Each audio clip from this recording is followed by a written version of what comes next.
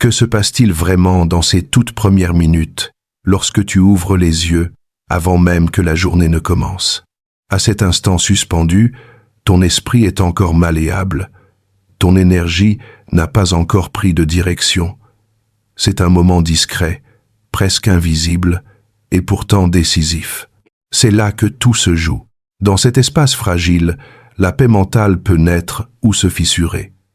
Le stoïcisme, à ce moment précis, cesse d'être un concept abstrait. Il devient une pratique vivante. À l'extérieur, tu avances, tu réponds, tu t'organises. À l'intérieur, tout s'agite déjà. Notifications, pensées parasites, fausses urgences, sollicitations constantes. Tu voulais commencer la journée avec maîtrise, mais ce sont tes réactions qui prennent les commandes. La méditation prévue s'efface, remplacée par une course floue, sans centre. Alors tu te dis que c'est normal, que tout le monde commence ainsi.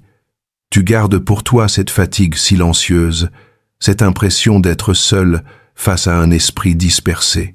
Et pourtant, une intuition persiste. Si tu protégeais ton énergie et ton attention dès le réveil, tout serait différent. Combien de temps encore laisseras-tu les premières minutes dicter le reste de ta journée? Chaque matin négligé est une occasion manquée de choisir consciemment. La philosophie stoïcienne pose une question simple et radicale. Veux-tu vivre par réaction ou par intention? Ce que tu ressens n'est pas une faiblesse, c'est un signal. Les émotions surgissent, mais elles ne donnent pas d'ordre. Entre l'impulsion et la réponse, il existe un espace, et dans cet espace réside ta liberté. C'est là que commence la discipline stoïcienne. Une attention lucide, une brève méditation, et la décision ferme de défendre ta paix mentale comme un bien précieux. Marc Aurèle écrivait dans ses pensées: « Dis-toi dès l'aube que tu rencontreras l'ingratitude, l'agitation, l'égoïsme. Non pour t'y résigner, mais pour t'y préparer avec clarté. » Observons la première discipline. Première discipline. Commencer sans bruit pour reprendre le contrôle intérieur. Il existe un moment, juste avant que le monde ne t'appelle, où tout est encore silencieux. Ce moment contient ta direction, ton calme, ta clarté. Si tu le laisses se remplir de notifications et de pensées dispersées, ton esprit est capturé avant même d'avoir commencé. Le stoïcisme t'invite à choisir: veux-tu être façonné par ton matin ou en être l'architecte? Tu ouvres les yeux, ton téléphone clignote déjà. Tu te dis que tu vas juste vérifier rapidement. Mais une alerte en entraîne 10. Tes épaules se crispent, ton souffle se raccourcit. Le calme s'efface sous le poids invisible des réactions. Tu n'as encore rien fait. Et pourtant tu sens que ton centre t'échappe. Épictète le rappelait: ce qui trouble les hommes, ce ne sont pas les choses, mais le jugement qu'ils portent sur elles. La première discipline commence ici. Différer le jugement. Observer avant de réagir. Si tu accueilles chaque impulsion extérieure sans filtre, tu deviens l'instrument des circonstances. Mais si tu marques une pause, tu reprends doucement les rênes. Reconnaître ton agitation n'est pas une faiblesse, c'est profondément humain. Ferme les yeux quelques secondes. Ressens la légèreté d'un esprit encore intact. Marc Aurèle affirmait: « Dès qu'il oublie de elle, celui qui vit en accord avec lui-même vit en accord avec l'univers. » Une courte méditation suffit. Respirez lentement. Observez les pensées sans s'y attacher. Formulez une intention simple. Préservez ta paix intérieure. Avant même de poser un pied au sol, tu as déjà repris le contrôle. Plus tard, lorsque la maison s'éveille, que les voix montent, que les bruits de cuisine résonnent, quelque chose a changé. Là où tu aurais réagi avec précipitation, tu avances avec ancrage. Le silence du matin n'était pas une absence de son. C'était un espace sacré où ta lucidité a pris racine. La véritable discipline n'est pas d'en faire plus, c'est d'être pleinement présent avant tout mouvement. Deuxième discipline. Défendre son énergie avant que le monde ne l'épuise. Deuxième, défendre. Chaque matin, ton attention ressemble à une flamme fragile. Si tu la protèges, elle peut éclairer toute ta journée. Si tu la disperses, elle vacille.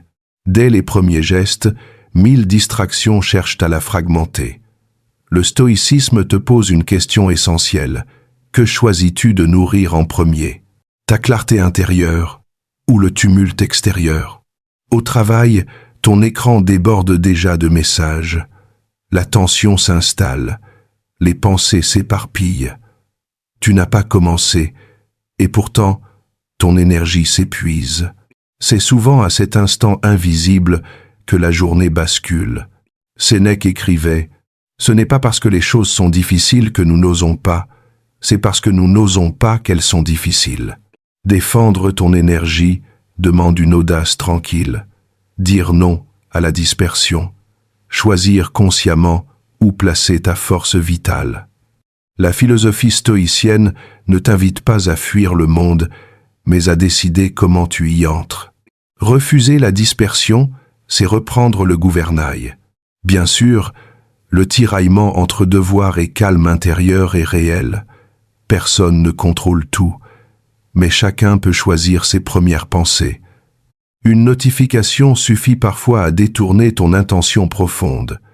En cultivant la vigilance, tu transformes la réactivité en présence. Marc Aurèle enseignait que ton pouvoir réside dans ta capacité à garder ton esprit libre des troubles extérieurs. Concrètement, cela signifie poser un cadre avant d'ouvrir ton esprit au monde. Quelques minutes de silence, une respiration consciente, une intention claire. Plus tard, un proche t'interpelle avec impatience pendant que tu termines ton café. L'irritation monte, puis tu choisis différemment, un souffle lent, une réponse douce.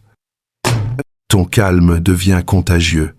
Défendre ton énergie n'est pas un geste égoïste, c'est un acte silencieux de maîtrise et de bienveillance. Chaque matin t'offre ce choix invisible, subir l'agitation ou incarner la clarté. Et tout commence dans ces premières minutes que personne ne voit. Sauf toi, l'énergie que tu protèges devient une source d'équilibre pour toi et pour ceux qui vivent autour de toi. Le stoïcisme te le rappelle, la vraie force n'est pas d'imposer ta volonté au monde, mais d'empêcher le monde d'éteindre ta lumière intérieure avant même qu'elle ait le temps de briller. Et c'est ainsi que se prépare l'étape suivante. Apprendre à distinguer la réaction de la pensée pour rester maître de ton cap intérieur. Troisième discipline, distinguer réaction et pensée dans un stoïcisme vécu. Chaque matin, bien avant que le tumulte extérieur ne prenne le dessus, ton esprit réagit déjà. Une émotion surgit, un souvenir s'impose. Une crainte, une impatience, une tension colore ta conscience. Et c'est souvent là que tout se joue. Sauras-tu faire la différence entre ce qui apparaît en toi et ce que tu décides d'en faire? Le stoïcisme enseigne que la liberté intérieure naît précisément dans cette distinction, car vivre avec intention, c'est refuser d'être gouverné par l'automatisme. Imagine, open space, ambiance nerveuse. Un collègue te contredit brusquement sur un détail sans importance. Ton cœur accélère, la mâchoire se serre, le souffle se raccourcit. L'envie de répondre, de te justifier, de reprendre le dessus, monte d'un coup. Et pourtant, au fond de toi, quelque chose murmure. Ce n'est qu'une impression. Tu réalises alors combien il est facile de confondre une impulsion passagère avec une pensée consciente. Épictète l'exprimait avec une clarté tranchante. Entre ce qui nous arrive et le jugement que nous portons sur ce qui nous arrive, il y a notre pouvoir. C'est toute la troisième discipline. Ce n'est pas l'événement qui trouble ton esprit, c'est le sens que tu lui donnes. À partir du moment où tu vois ce décalage, tu commences à transformer la réactivité en lucidité. Et c'est là, exactement, que la méditation stoïcienne quitte le tapis pour entrer dans la vraie vie. Observer une émotion ne veut pas dire la nier. Elle fait partie du mouvement naturel de l'âme humaine confrontée au monde.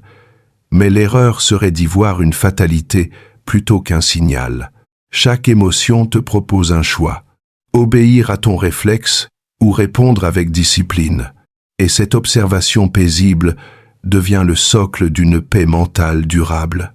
Sénèque disait, en substance, « Celui qui se maîtrise n'est pas blessé par les paroles des autres. » Concrètement, cela signifie, avant toute réaction verbale ou intérieure, offre-toi quelques secondes. Respire, regarde ton jugement se former, sans t'y accrocher. Tu reprends le contrôle, non par la force, mais par la clarté. Plus tard, dans les transports bondés, quelqu'un te bouscule sans s'excuser. L'irritation habituelle monte, mais cette fois tu restes ancré. Ton regard glisse ailleurs. Ton souffle demeure calme. Tu laisses l'instant passer, sans t'y enchaîner. Ce détachement devient un nouveau réflexe forgé par ta vigilance du matin. Ainsi se conclut la 3e étape. Comprendre que ta première pensée n'est pas toujours la plus juste, seulement la plus rapide. Entre réaction et réflexion, il existe un espace sacré, et dans cet espace vit ta liberté véritable. 4e discipline, quand l'impulsion surgit, créer l'espace de paix. Il y a des instants où tout en toi réagit avant même que tu aies le temps de penser. Une phrase, un geste, une contrariété, et ton esprit s'enflamme. Le stoïcisme ne te demande pas d'étouffer l'émotion. Il te demande de créer un espace entre elle et ta réponse. Dans ce souffle suspendu, la paix mentale renaît. Dans un commerce bondé, un client impatient hausse la voix. Tu sens l'agressivité te heurter. Le cœur accélère, les épaules se tendent, les mots montent. Tout ton corps réclame une réaction immédiate. Mais au lieu de répondre sur le même ton, tu remarques d'abord la tension en toi. Et c'est là que commence ta vraie pratique. Sénèque le disait, « La puissance n'est pas dans la colère, mais dans la capacité à la contenir. » Ce rappel change tout. Le calme n'est pas faiblesse, c'est une force lucide. Observer l'agitation te révèle une zone neutre, un intervalle invisible où ton jugement devient plus clair. C'est cet espace entre stimulus et réponse qui permet toute transformation durable. Ressentir l'impulsion ne fait pas de toi quelqu'un d'instable. Cela fait de toi un être humain conscient des mouvements intérieurs qui le traversent. La vraie force n'est pas la suppression des émotions, c'est leur observation tranquille. Chaque fois que tu choisis le silence plutôt que le réflexe, tu entraînes ton esprit à rester souverain au milieu des vagues. Plus tard, chez toi, un proche te reproche quelque chose injustement, presque sans y penser. Autrefois, tu aurais répliqué sèchement. Cette fois, tu écoutes sans t'accrocher aux mots. Tu laisses un silence volontaire. Puis, tu réponds avec douceur. Ton calme surprend l'autre et désamorce la tension. Voilà l'espace sacré dont parle le stoïcisme, celui où rien d'extérieur ne peut t'arracher à ta paix profonde. Chaque matin devient alors une préparation à ces micro-batailles invisibles où se forge ton caractère. Et naturellement, ce silence maîtrisé ouvre la voie à la discipline suivante. 5e discipline, faire de ton attention une arme calme. Chaque matin, il existe un champ de bataille invisible, celui de ton attention. Si tu ne choisis pas consciemment où la diriger, d'autres le feront à ta place. Le stoïcisme le rappelle. L'esprit dispersé s'affaiblit, tandis que l'esprit concentré devient inébranlable. Au travail, les notifications s'enchaînent, les discussions se croisent, les écrans se multiplient. Tu sens ton esprit se fragmenter. Les yeux sautent d'un onglet à l'autre. La respiration s'accélère. Le cœur bat plus vite. Tu as cette sensation étrange d'être partout, sans être vraiment là. Et tu comprends soudain, ce n'est pas ton temps qui t'échappe, c'est ton attention. Sénèque rappelait une vérité simple. Personne n'est vraiment sage s'il n'est pas maître de lui-même. Et être maître de soi, c'est décider ce qui mérite ton regard et ce qui peut t'attendre. Ramener ton focus sur une seule action à la fois, c'est une forme de méditation en mouvement, une liberté mentale nouvelle au milieu de l'agitation moderne. Reconnaître la dispersion n'est pas une faute, c'est un signal. Ton esprit cherche encore son axe. La discipline stoïcienne ne demande pas la perfection, elle demande la présence. Plus tu observes tes pensées sans les juger, plus elles se stabilisent d'elles-mêmes. Et peu à peu, une clarté silencieuse apparaît, même au cœur du bruit. Marc Aurèle écrivait « La qualité de ta vie dépend de la qualité de tes pensées.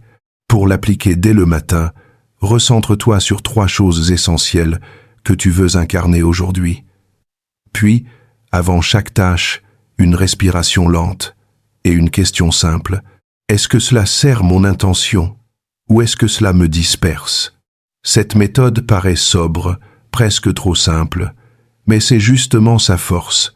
Elle construit une paix mentale durable, active, stable. Plus tard, dans un train bondé, quelqu'un parle très fort au téléphone près de toi. L'agacement monte. Mais au lieu de partir dans la colère ou la distraction, tu ramènes ton attention sur ton souffle et sur le rythme régulier du train. Peu à peu, le bruit devient un fond sonore, pas une agression. Ce moment banal devient un entraînement intérieur. Et c'est ainsi que se conclut la 5e étape. Comprendre que ton attention est ton arme calme dans un monde saturé de sollicitations. Chaque fois que tu choisis consciemment où regarder, tu renforces ta présence et tu affûtes ta lucidité stoïcienne. Garde cette vigilance douce envers toi-même. C'est elle qui transforme les distractions en occasion de croissance intérieure. Et demain, cette même clarté te conduira naturellement vers la 6e discipline, celle des habitudes invisibles qui forgent le caractère bien avant qu'on ne les voit agir au grand jour. 6e discipline. Choisir la discipline invisible qui forge l'âme. Il existe une force silencieuse que personne ne remarque, mais dont tout dépend, la constance intérieure. Ce n'est pas ce que tu fais quand on te regarde qui construit ton équilibre. C'est ce que tu pratiques dans le secret, avant même de commencer la journée. Le stoïcisme enseigne que ce sont ces gestes minuscules, répétés, sans témoin, qui forment la véritable solidité d'esprit. La question devient alors, es-tu capable de rester fidèle à toi-même quand personne ne t'y oblige? Chez toi, au réveil, tu poses ton téléphone sur la table, tu te promets 5 minutes de méditation avant d'ouvrir les messages. Mais ton esprit s'agite, l'envie est presque physique, les doigts veulent bouger, la respiration se raccourcit. Résister paraît plus difficile que d'affronter toute la journée. C'est dans cette lutte discrète que se mesure ta vraie discipline. Épictète disait « La liberté n'est pas d'obtenir tout ce que l'on veut, mais de vouloir ce qu'il faut. » Dans ton hésitation matinale, il y a un choix décisif, nourrir l'agitation ou renforcer la clarté. Et tu comprends peu à peu ceci. Le courage quotidien ne se montre pas toujours dans les grandes épreuves. Il se construit dans ces instants minuscules où tu choisis le silence plutôt que la dispersion. C'est là que naît une force tranquille, invisible mais inébranlable. Ce combat intérieur forge une stabilité bien plus durable que n'importe quelle motivation extérieure. C'est ainsi que naît cette solidité tranquille dont parlent les anciens. Marc Aurèle l'écrivait avec une sobriété puissante. Ce qui dépend de toi paraît minuscule, mais ses conséquences sont immenses. Et quand tu appliques cela au matin, tu comprends une chose simple. Persévérer dans une habitude modeste, respirer lentement avant chaque décision, revenir à toi avant de te disperser, peut transformer toute ta journée en véritable entraînement intérieur. Cette régularité consciente te rend le contrôle sans crispation. Tu n'as pas besoin de forcer ton esprit, tu l'éduques. Peu à peu, chaque geste matinal devient une méditation en mouvement. Plus tard, un membre de ta famille te demande un service au moment même où tu t'apprêtes à partir. L'impatience familière monte, mais au lieu de réagir mécaniquement, tu t'offres une seconde. Tu souris. Tu réponds avec calme. Ce petit décalage dit tout. Tes exercices invisibles du matin ont porté leurs fruits. Ton attitude s'accorde enfin avec ta paix intérieure. La transformation est silencieuse, mais réelle. Ainsi s'achève la 6e étape. Comprendre que la constance discrète vaut mieux que l'effort spectaculaire. Chaque rituel secret renforce ton axe, nourrit une énergie stable et t'apprend à choisir la cohérence plutôt que la facilité. Et demain, cette force tranquille te préparera naturellement à une autre discipline essentielle. Honorer le temps lui-même, comme un espace sacré. 7e discipline, traiter le temps comme sacré, vivre par intention. Chaque matin, tu reçois un capital invisible, le temps. Ce n'est pas une ressource infinie. Et pourtant, nous l'échangeons souvent contre des gestes automatiques, des distractions sans valeur, des réflexes qui ne laissent rien derrière eux. Si tu veux vraiment commencer la journée en conscience, pose-toi une question simple. À quoi offres-tu les premières minutes de ta vie, chaque matin? Au travail, les tâches s'enchaînent avant même que tu aies choisi ton rythme. Tu ouvres un onglet, puis un autre. Tu réponds machinalement à un message qui pouvait t'attendre, et tu sens ton esprit se fragmenter. La concentration s'effrite. Le temps file sans que tu saches où il est passé. Ton énergie se dilue dans 1000 directions contraires. Épictète le rappelait, ce n'est pas le temps qui manque, c'est la volonté de bien l'employer. Cette phrase frappe juste. Nous ne souffrons pas d'un manque d'heures, mais d'un excès de dispersion. Le sage stoïcien ne cherche pas à rallonger sa journée. Il apprend à lui donner du poids. Et dans cette lucidité se trouve la première clé. Réorienter ton attention, reprendre la maîtrise intérieure du rythme de ta vie, reconnaître la fuite du temps, ce n'est pas te condamner, c'est voir clairement, c'est comprendre que chaque moment vécu sans présence est une part de toi laissée en sommeil. La discipline stoïcienne consiste alors à transformer les instants perdus en espaces de clarté, respirer avant d'agir, choisir consciemment au lieu d'obéir aux réflexes, et faire naître, au cœur même de l'activité, une paix silencieuse. Marc Aurèle l'enseignait, ne dis pas que tu manques de temps, c'est souvent que tu le donnes à ceux qui ne t'apportent rien. Concrètement, pour reprendre le contrôle, commence par une pratique simple. Avant toute tâche importante, marque une pause, une respiration et une question. Est-ce que cela sert mon intention profonde ou est-ce que cela nourrit seulement mon agitation? À partir de là, tu ne choisis plus la vitesse, tu choisis la direction. Plus tard, dans un moment familial plus apaisé, un proche te parle pendant que ton esprit tente encore de finir un message sur ton téléphone, et tu ressens soudain cette déconnexion subtile. Alors tu poses l'appareil, tu écoutes vraiment. Son regard s'éclaire, immédiatement comme si ce geste avait redonné du sens au moment. Le temps redevient ce qu'il doit être, un espace vivant entre deux présences conscientes. Traiter le temps comme sacré n'est pas une posture spirituelle abstraite, c'est une façon concrète d'habiter ta vie. Chaque matin devient une cérémonie simple. Tu honores ce que tu fais, ce que tu ressens, avec justesse et mesure.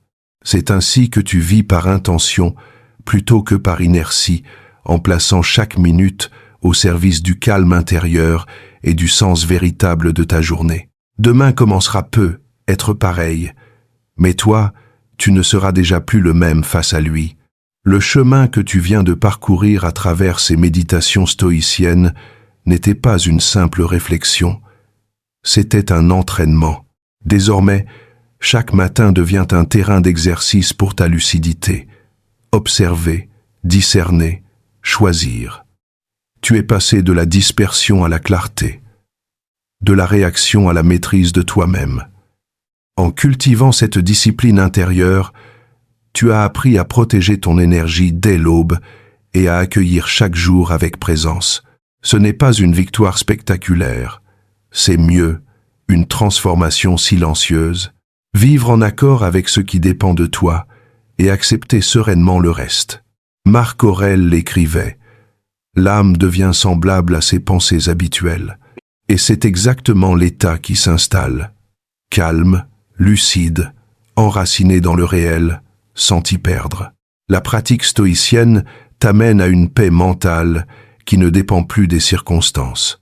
En choisissant de commencer la journée par la méditation, l'attention et la discipline intérieure, tu poses les fondations d'une liberté durable. Celle de reprendre la main sur ton attention, ton rythme, ton regard. Détaché des fluctuations extérieures, tu apprends à agir selon la vertu plutôt qu'à réagir aux impressions passagères. Si cette démarche résonne en toi, rejoins la communauté. Abonne-toi, non comme un geste automatique, mais comme un engagement tranquille sur le chemin d'une sagesse partagée. Laisse un commentaire. Qu'est-ce qui, le matin, te vole le plus d'attention? Qu'est-ce que ces pratiques ont déjà changé, même légèrement, dans ta manière de commencer la journée? Et si cette vidéo peut aider quelqu'un autour de toi à retrouver de la clarté au milieu du tumulte moderne, envoie-la lui. Ensemble, cultivons une école vivante où l'échange devient un acte de bienveillance et où chaque interaction nourrit notre énergie commune vers plus de paix intérieure. Souviens-toi, le stoïcisme n'est pas une destination, c'est un mouvement, un retour vers soi, jour après jour. Chaque matin offre l'occasion de recommencer avec lucidité, discipline et sérénité. Le sage ne cherche pas le contrôle absolu du monde, seulement celui de son regard sur lui-même, car c'est ainsi que commence toute journée vécue dans une paix véritable.